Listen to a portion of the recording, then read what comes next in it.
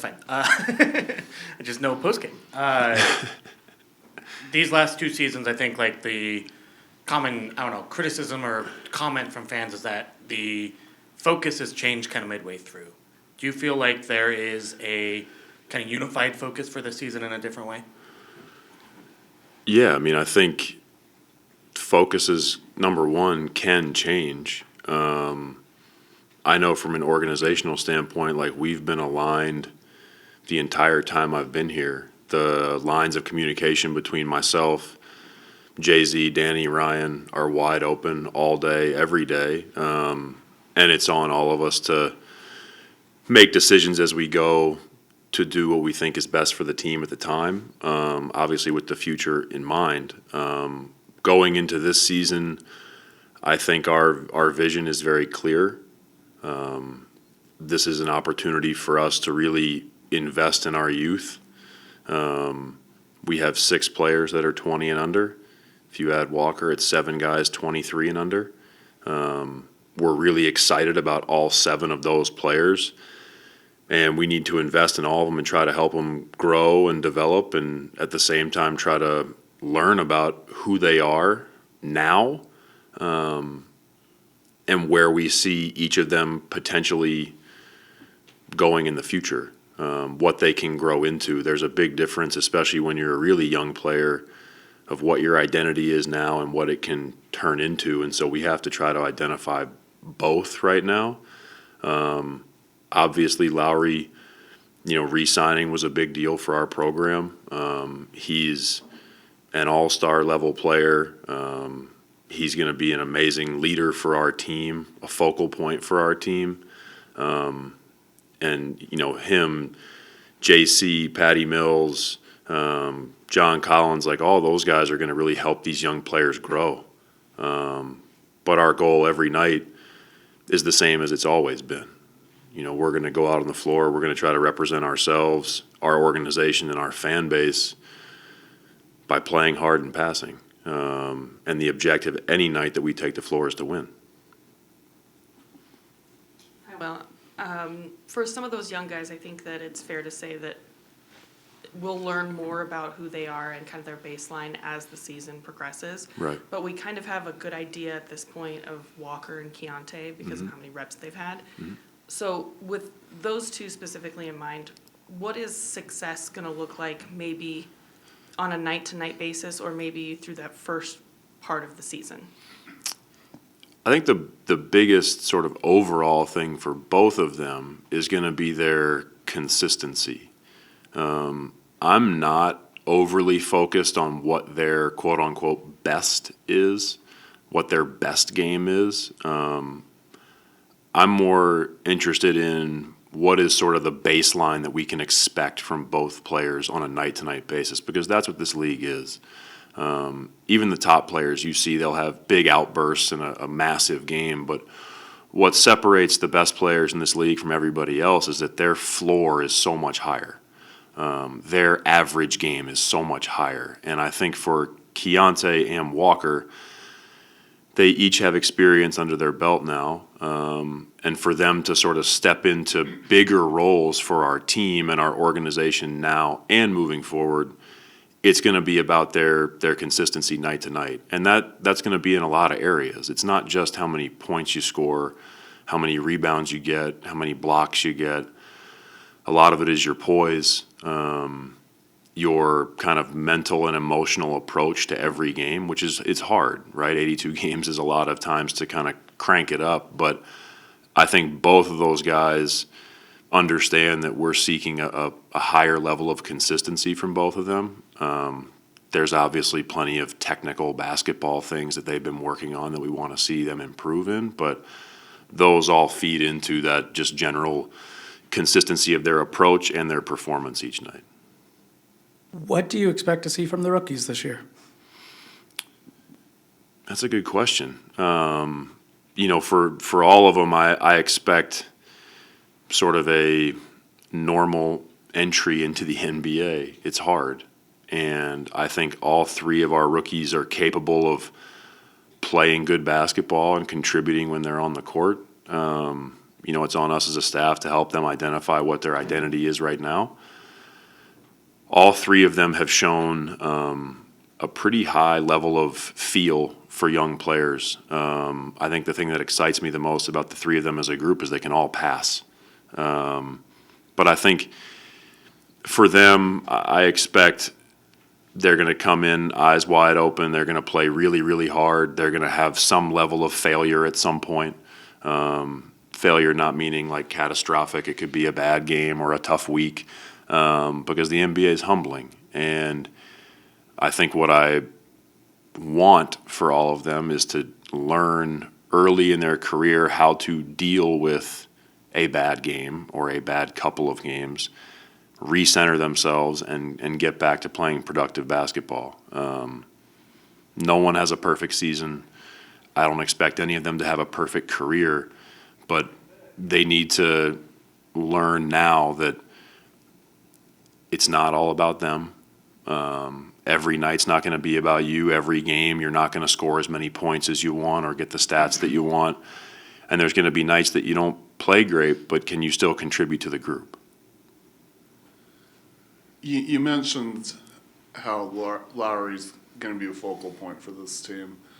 With that in mind, how important was it to get his contract extended over the offseason and kind of have him here long term? I mean, does it create kind of a sense of stability that you can build around him and have him kind of be a leader for the long term and short term for the future? Yeah, obviously signing a deal like that makes everything feel different, not just for us as an organization, but for Lowry. I think this gives Lowry a different sense of security for him and his family. But yeah, as the coach, when the best player on the team wants to be here, he wants to be in Utah, he believes in what we're doing. He and I have been able to build a really strong relationship over the last 2 years. It's big for us because it also helps our ecosystem function. There's no question when we take the floor at practice tomorrow who the best player on the team is, and there's responsibility that comes with that. Lowry is fully capable and ready for that, but him re-signing this summer was great for our team, sort of the psyche of the team and the group, but I think more than anything, it just shows that Lowry is committed to the Jazz, committed to Utah, and he really believes in what we're doing. Quickly, two things. One, is everybody healthy? And then two, since you don't have the veteran depth you've had in years past going into the season, if the rookies have to play day one, are they prepared to do that, or are you prepared to do that? Everybody is healthy, as far as I know.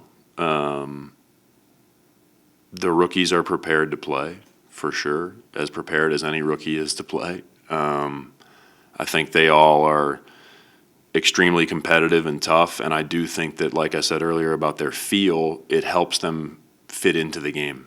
None of them will look out of place if they go into a game. I'm fully prepared to play them. I think we've shown as a staff over the last 2 seasons that we're not afraid to mix the lineups up and play groups together that maybe we hadn't considered before, maybe that the general public wouldn't consider. But that's our job. And, it's my job as the head coach to approach our team like I approach every team. Let's try to think about what they are now and try to put them in positions to be successful. But I am more than ready to play the rookies. I'm going to read you back a quote from season before last. From who? From you. Oh, good. It was post-game in Portland. Oh, here we go. Drew has been a pain in my expletive for a long time. Yeah. Elaborate? Drew Eubanks has been a pain in my blank for a long time. I was fortunate to coach Drew when he was a rookie, his first couple of years in the NBA. I say that all with love. He is a very endearing, tough, competitive, coachable, wonderful human being. it's not just about the basketball piece. He's the kind of person that you want around your organization, your locker room. He represents and exemplifies a lot of what we're trying to be as a team. The selflessness, the toughness, the competitiveness. Like any player, when you coach him a lot, Drew and I have had our moments where we've not seen things the same, but that's totally expected. I love giving Drew a hard time. He's a really, really special guy. I can't wait for our fans to get to know him. I can't wait for you guys to get to know him. But correct, he is a pain in the ass. And kind of on the same token, you've known Patty for a very long time. And I'm wondering, is there comfort in the fact that he's here right now with you? Absolutely. Patty and I have known each other almost 15 years. We spent 10 years together in San Antonio. He's one of my favorite people, not just in the NBA, but on the planet. And there's a massive level of comfort that I get knowing that he's here. Our team needs some veteran leadership. We need some people to model behavior for the young players. We also need people that are going to fully give themselves to the group. And, also Patty's an extrovert, and we have a team that has a lot of introverts on it. And I think that Patty's personality and energy is going to really help our locker room and help our team day to day. But I'm not shying away from the fact that Patty being here is also wildly comforting for me personally. And I plan on leaning on him a ton to try to help lead this group. With Taylor and Bryce coming back, especially, we asked about Keontae already, but how have those guys' games and bodies changed since April 12th of last year? Their games have both grown. They've gotten a lot more reps. They've been put in different positions. Obviously, the end of last season, they got a lot of playing time in the NBA. Both of them were starting for a majority of that. And I think that this summer has been good for them to go play summer league and to get the reps in the positions where they're making more decisions. When you're the quote unquote fifth option on the court, it's different. You're not making as many decisions. I think this summer was an uptick in their decision making, gives them a different perspective on where they need to go. They've both done a lot of work on the court. Their bodies are probably the part that they should be most proud of. For any player, any young player, the NBA is very unforgiving, but it's physically unforgiving. And everybody on our team knew they had a lot of work to do on their bodies, but everybody's goals were different. I think both Bryce and Taylor have taken that directive, and they've worked really hard this summer. Bryce has really leaned out. He's incredibly strong right now. He's moving great. I'm really proud of the work that he's done, and he should be, because he's the one that put in that effort every day. Taylor knew that getting in the weight room was going to be a big emphasis for him as he continues to grow as a player. The different matchups that he's going to face based on his body type and sort of what things we're going to try to do with him defensively. And as of a couple days ago, I believe Taylor had gained 21 pounds this summer from the end of the season. So, both those guys, Keontae, Walker, they all deserve a lot of credit because they took the message for what it was. They didn't take it personally, and they spent the entire summer just doing the work. Little by little, they did the work, and we're showing up here to training camp, and all of them look great. We talk a lot about, players' off-season regime. What do you and your coaches do during the off-season to, get better? Yeah, there's a lot of work that goes in the off-season. It's always through two lenses. The first one is you do a deep dive and examine yourself, examine your team, how you're playing, the roster, sort of concepts that you could maybe build off of things you want to take forward, things you want to strip away. That's everything from film to analytics. There's a lot of think tank work that goes on in the off season as it relates to that. The assistants get to come up with or bring up all the crazy ideas that they've had. And the second piece of it is you try to study others. The playoffs being first and foremost.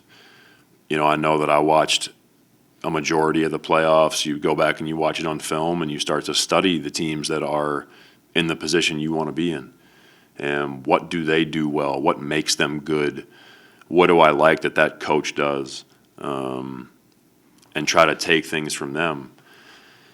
After watching those things, kind of projects and ideas usually spawn off of that. You're taking notes during it and it's like, hey, I want to dive deeper on this concept. I want to take a closer look at this defensive scheme, this end of game concept that a team is running. And so it's always twofold. And then we have some meetings throughout the summer, and then as we get closer to training camp, we always have a little retreat where we all get together and try to crystallize everything and get on the same page, figure out what it is exactly that we care about right now, the things that we'll maybe table for later, and then what we want to get rid of, so that we're showing up to camp unified as a staff in terms of what the priorities are,